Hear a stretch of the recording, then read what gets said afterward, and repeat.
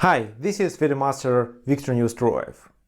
Najdorf Variation is one of the most frequently used lines in Sicilian Defense. This opening became popular after a huge number of strong grandmasters started playing it successfully. Fischer and Garry Kasparov were among them.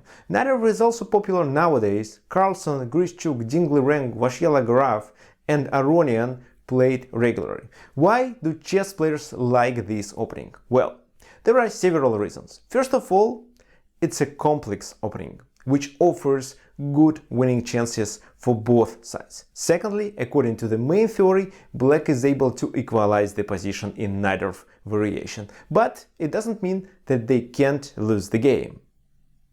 Najdorf is a well-studied opening. You can find tons of videos, courses, books devoted to this exact move order of this variation. That's why I can't explain all the theory in this short video.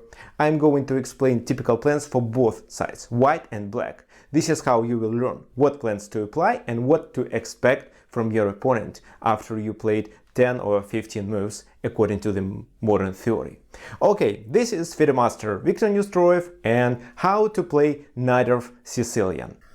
Najdorf Sicilian is defined by the pawn structure. It's either e4 against e5 d6 or d5 against e5 d6. And in both these types of the positions, players have different plans. For example, when the pawn is on d5, white's main plan is to play c4, b4, c5 and create a pass pawn on the d file. Black at the same time continues with f5 and initiates a kingside attack. If, for example, the king is castled to the queen side, then a6, b5 looks like a good plan. When the pawn is on e4, white should control the d5 square and pressure the d6 pawn with their major pieces. At the same time, black should fight for this square as well and try to exchange the backward pawn and obtain some pieces activity. They can also play f5 to undermine the pawn on e4 and maybe initiate a kingside attack. Let me demonstrate everything with the examples of several games. For example, in this position, black just played knight c5 and white reacted with knight d5. They exchanged and the pawn moved to d5. So our task as white now is to advance the pawn on the c file and create a pass pawn. Knight h5, b4 with a temper, knight d7, c4, and white obtained some space. f5, a counterplay, but c5, and the pawn cannot be taken because of d6. However, black has a chance to apply a kingside attack. Knight d f6, the bishops are quite strong, and white applies a tactical strike with c6. If the pawn is taken, then bishop takes a6 and bishop b6, gaining the exchange. Rook f8. b5, with the idea to exchange the pawns and convert their pawn majority into a passed pawn. a takes b5, bishop b5, then after that, white unfortunately couldn't create the passed pawn on the d file, but successfully did it with the a pawn. Now two tempers and the pawn is promoted. However, now black has a counterplay with f4 and maybe knight g3 later in the game. Bishop f2, e4, a7, because if pawn takes here, its knight takes e4 with a strong attack on f2 and g3. So knight g3 anyway. Capturing with the pawn is quite risky and allows them to join the queen into the attack. That's why only bishop takes g3. h takes g3, queen f4, queen h5, h3, so there is no mating threat, e takes f3, queen takes f3, and white is winning. Because of the pass pawn on the a file, of course. The only counterplay that black found there was knight e4, a queen sacrifice. Knight f2, king g1, and bishop to b6, threatening with knight d1, king h1, and rook f1 mate. And the only move that allows white to win here is king f1. Now the king is able to escape. And with extra queen and the pass pawn on the a file, white wins the game. In the game it was knight h3, king escaped, knight f4, queen f3, and then black realized that the king can successfully escape and there is no compensation for the queen they lost. So in this position, the plan with the queenside pawn march to create a pass pawn worked pretty well, and the a pawn decided the game. Now let's talk about this position. It's the same pawn structure, however all minor pieces except bishops are exchanged. So e5 was played, and the bishop on f6 is better than the one on b3, because this bishop can be activated either to d8 b6 or after pushing the e4 pawn. As for the bishop on b3, it's a really bad piece and it's restricted, but moreover it becomes the object of the attack. I'll show you how. a5, threatening to trap, a3, castle rook c6, but a4, bishop comes to a2, and b4 to open the position on the queen side and attack the enemy king. A takes b4, now a3, and if white doesn't want to expose the king and take on a3 to let black continue with their strong attack, they should play b3, making the bishop on a2 as a big pawn. What now? Now black should switch to the other side or the center. That's why they sacrifice the pawn on e4 to activate the rook and the other bishop. In fact, black is a minor piece up and they are trying to realize this advantage. Finally, the e file was open and black obtained the counterplay, entered the enemy camp with all their major pieces, and now are threatening with rook e1, which leads to a checkmate. Queen e5 with the idea to pin the rook. Now rook e1, and the checkmate is unavoidable. This is the main plan. Queen d3 was played in the game, but it's not enough because of rook d1, queen d1, queen d4, and then a rook comes to the first rank with a checkmate. So the bishop on b3 became the object of the attack, and as the result, black could successfully take the advantage of their better bishop.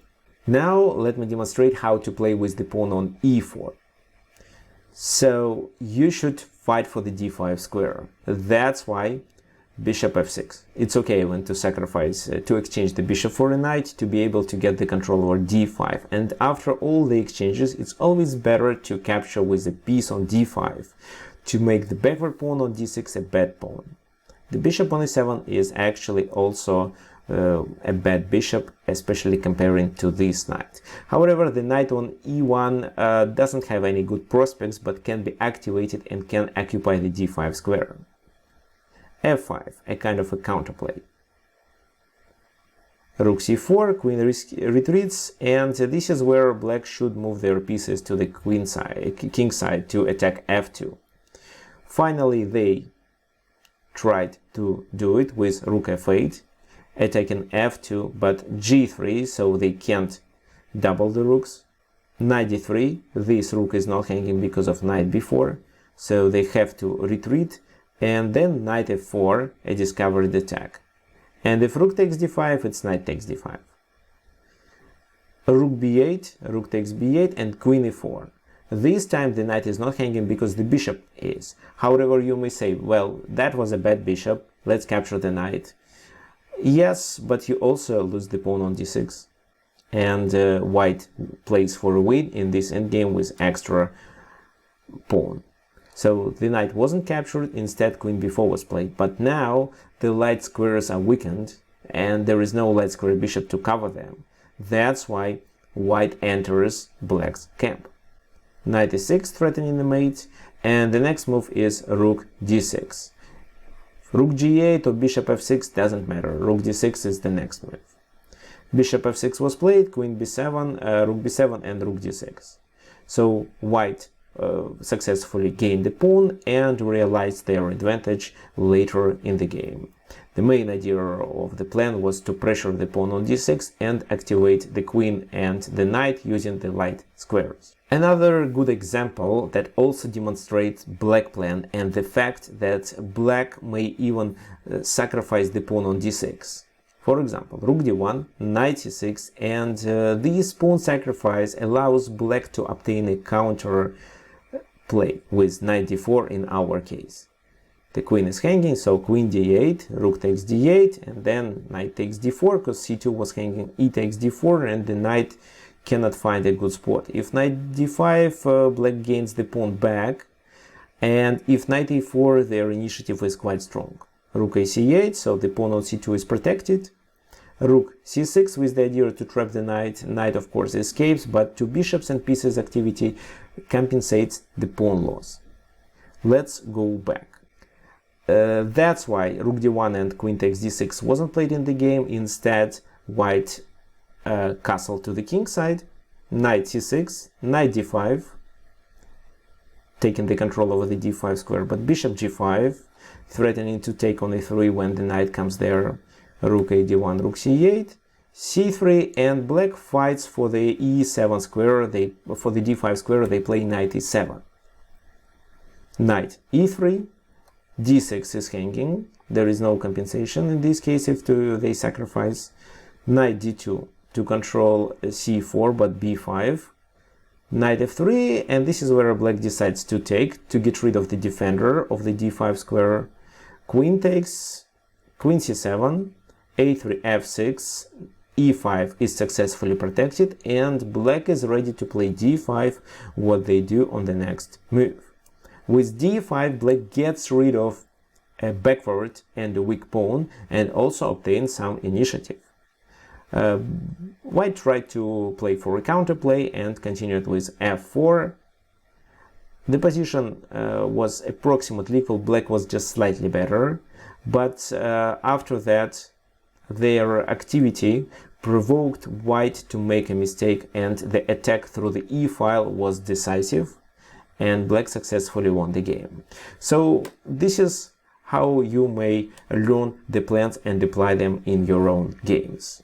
In this game, the plan was to fight for the d5 square and get rid of the backward pawn by exchanging it for the pawn on e4. In this video, you learned typical plans which you should follow in Najdorf Variation. I'm sure now you understand such positions better and can implement your new knowledge in your own games and score more points within this variation. Thank you for watching, and make sure to like this video, subscribe to my YouTube channel and share it with your friends, chess players, so they can learn how to play in Najdorf Sicilian. If you know any other typical ideas and plans to apply in Najdorf, please share it into the comment section below this video. Knowing of how to play Najdorf is definitely your benefit. But what about other Sicilian lines? What variations are also popular and playable nowadays? If you're a person who constantly wants to learn and improve your understanding of chess, especially in Sicilian positions, watch the video 5 best variations in Sicilian defense for black on the screen next, and I'll see you there in a moment.